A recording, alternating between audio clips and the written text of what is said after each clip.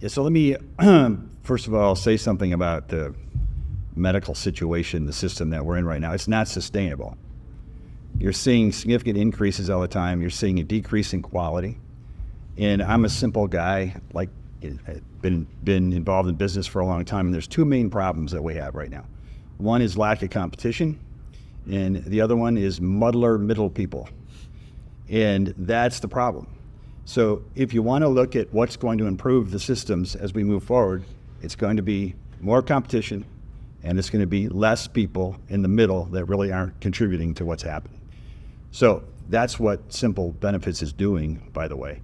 And if you look at it from a broader perspective, a lot of the moves that happened in healthcare since I started have gone the wrong direction. So Bill mentioned this, but when I started in practice, I'm a surgeon, general surgeon, and there were probably 5 or 6 general surgery groups. Most of the primary care docs were independent. So what would happen is, let's say you go to your primary care doc, you have a problem with your gallbladder. He says, we refer to this group. Now, if that group doesn't take care of the patient, guess what happens?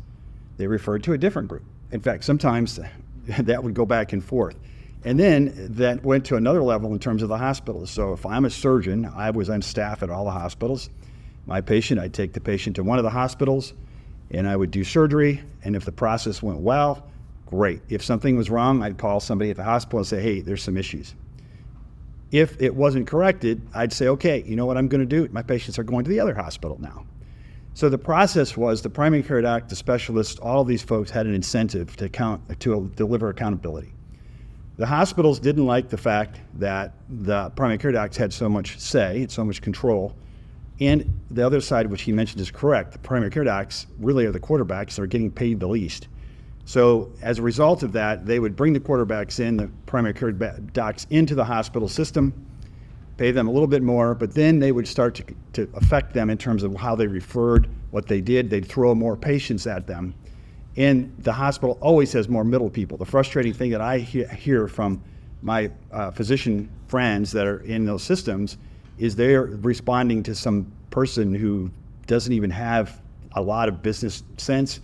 I always say they probably couldn't run a Wendy's for a week. And there they are in the hospital system impacting all of these different decisions.